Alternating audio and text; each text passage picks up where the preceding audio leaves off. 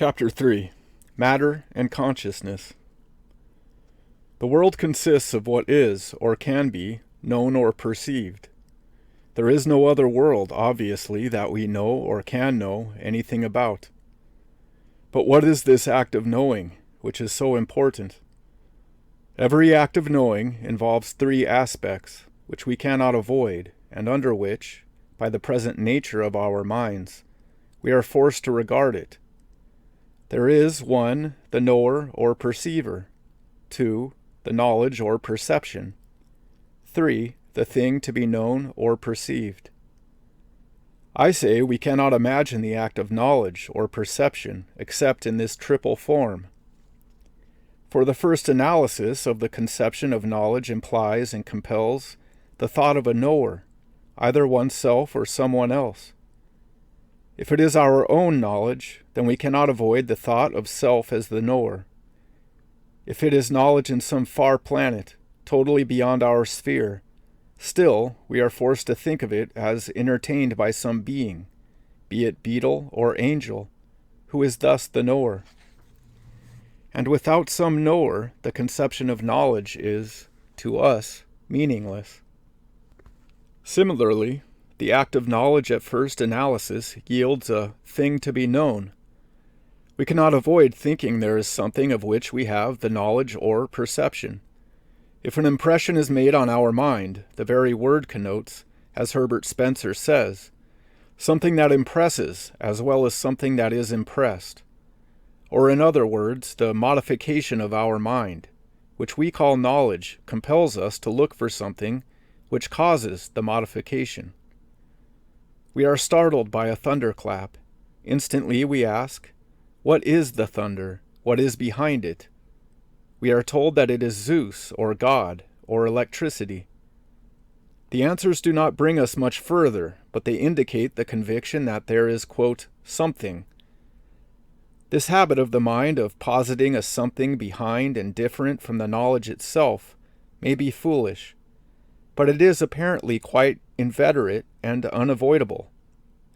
Though we do not seem able to say what the thing known is, we seem to see quite clearly that it is not the knowledge.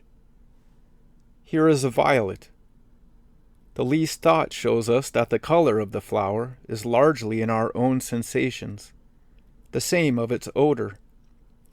We know that such colors and smells appeal differently to different eyes and noses. What then is the violet, quote, in itself? We do not know. We are tempted to say that it certainly is not the violet that we see and smell. Yet we are compelled to believe that there is an entity there. And in all our knowledge and perception, whatever it may be, we cannot get over this ascription of an objective side to it, as well as a subjective side. Even in our dreams, those most tenuous phantoms, we are oppressed with the sense of their, quote, reality. The distinction of subject and object is fundamental in our minds.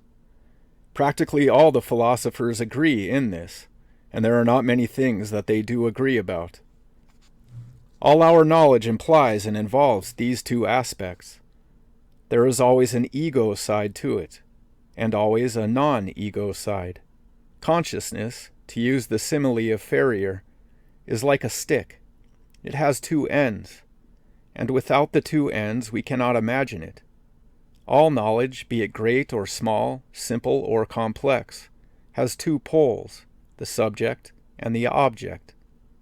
The least atom of the knowledge, as in a magnet, has the same constitution. All our knowledge is saturated and interpenetrated by the union and distinction of subject and object, and we are compelled to think it so. Nevertheless, it need hardly be said, this analysis in young children, animals, and very primitive folk scarcely takes place.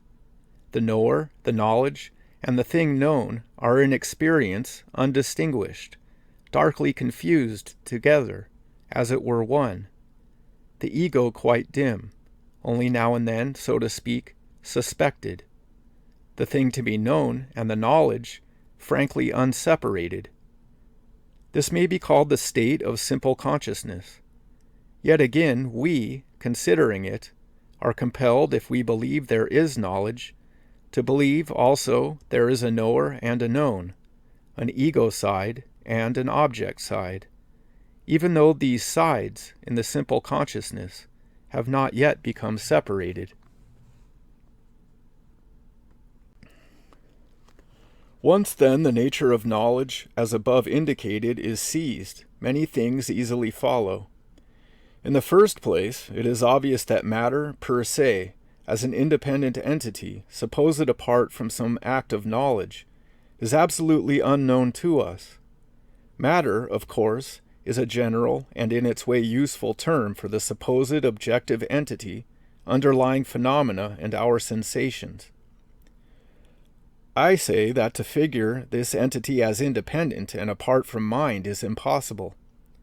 For knowledge is the subject plus the object plus the subject. It is, and always must be, relative, in some degree, to the subject or ego. Something therefore not relative to any ego or subject, but having an independent, non-mental existence of its own, cannot be known. It cannot even be imagined. The instrument or act of knowledge, being itself partly subjective, can only at best give us information of some joint relation between self and the supposed external entity.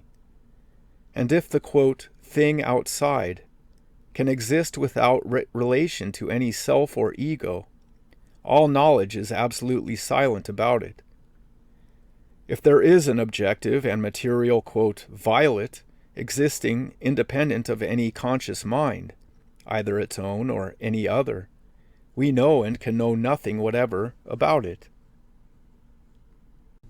It follows, therefore, that all the talk about a mechanical structure of the universe, as of dead matter, which apart from any kind of consciousness, moves in obedience to laws of its own, and all the talk about senseless atoms which fly and spin and collide and rebound, and so by unwitting mechanical or chemical processes build up the world we see, is itself senseless, and may be at once dismissed, not only as having no meaning, but as being incapable of meaning to us. We cannot think such matter or such atoms, and the more we try, the more we see our inability. Atoms there may be, but if we are to think them, we must think them as related to mind, either as being centers of consciousness themselves, or as being outlying elements, or thoughts, in wider systems of consciousness. We may, of course, think them as being our own thoughts about an unknown objective world, which no doubt they, to a large extent, are, or again, we may think them as thoughts conveyed to us by another mind or minds, in which case the objective world is conceived of as mental in character. But as, quote, matter, which might conceivably remain and pursue its course even in a world from which intelligence had departed, we cannot think them. Again, as dead matter is nonsense, so is another term, lately much used, namely, quote, unconscious thought. The very expression is, of course, self-contradictory. If there is thought, there is consciousness of some kind. We cannot imagine it otherwise.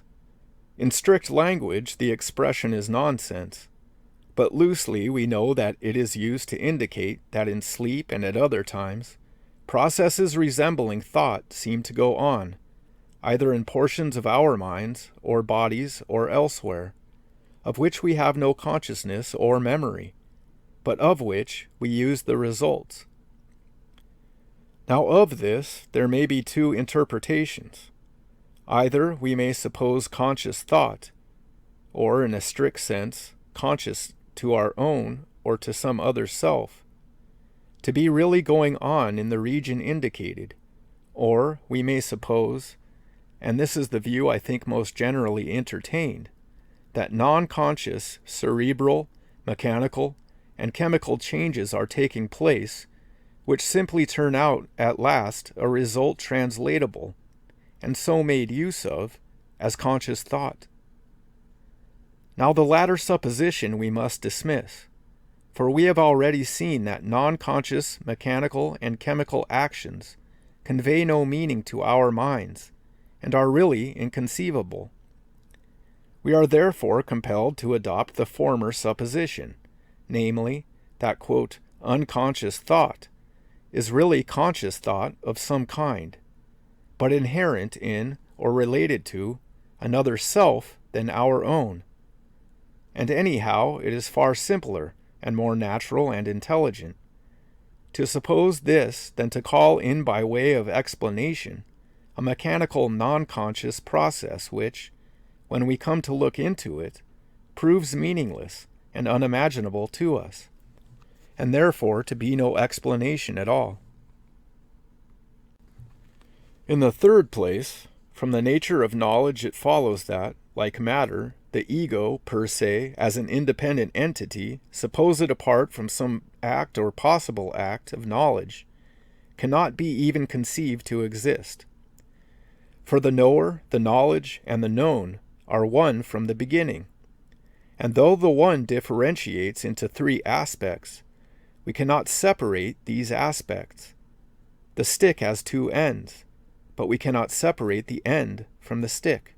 And if we could, what satisfaction were it to have an end without a stick? Of the ego, we have a consciousness, but only in the act of perception or knowledge, which at the same moment involves the consciousness of the non-ego. When there is no act of knowledge, there is no consciousness of the ego. But as we shall presently see, when the knowledge becomes perfect knowledge, then the consciousness of the self also becomes complete. We cannot be conscious of our ego as unrelated and independent, for consciousness, in the ordinary sense, of course means relation. This consciousness of the ego, present in the act of knowledge, gradually evolves, as we have seen, and becomes distinct. Indeed, it becomes to us the most real thing in the world. It pursues us everywhere. We refer everything to it. Yet it remains curiously simple and unanalyzable. We cannot avoid it, but we cannot analyze it, for the simple reason that as soon as it is envisioned, it becomes the object, and the real ego is found to be again at the hither end of the stick. This action is very curious. However intimate the thought one may entertain, the ego is instantly beneath it, and more intimate, suggesting the idea that it, the ego, is a kind of widely diffused substance of mind, of which thoughts are modifications.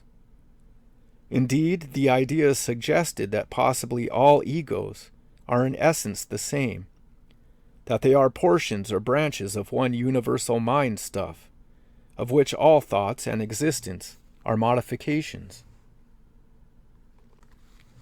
However, leaving these last considerations aside for the moment, we see this curious fact that while we feel the ego as a simple unity, we are compelled to think it, if we think of it at all, as enormously complex, or at least as having the potentiality of enormous complexity. For obviously the self which entertains or is related to all our knowledge and experience cannot be less complex or have less potentiality of complexity than the knowledge and experience to which it is related. Consequently, the self appears at once as a simple monad and an infinite complexity of possible relations.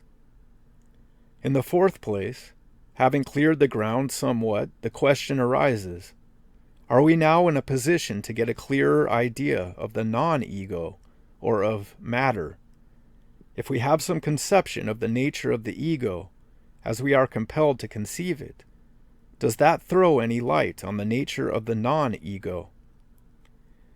If the ego is impressed, what is that unknown thing which impresses it? Or, if the ego enters into relation, what is that correlative unknown thing which enters into relation with it? Or, to put it in the plural, in a world of egos capable of entering into relation, what are the correlative objects? But since there is no such thing as dead matter, the only answer we can think is, the objects are other egos. The egos enter into relation with each other. I say we cannot think otherwise, for we have nothing to place at the other end of the stick, except something similar to what we have at the hither end. We know of nothing else. In all our experience, the self and its knowledge are the only things we know of. We may not be right in our surmise, but if we think at all, we are compelled to think thus. There is a certain probability, besides, that one end of the stick is similar to the other. If subject and object are correlative, as we are forced to think them, then it is hard not to suppose the object similar in nature to the subject.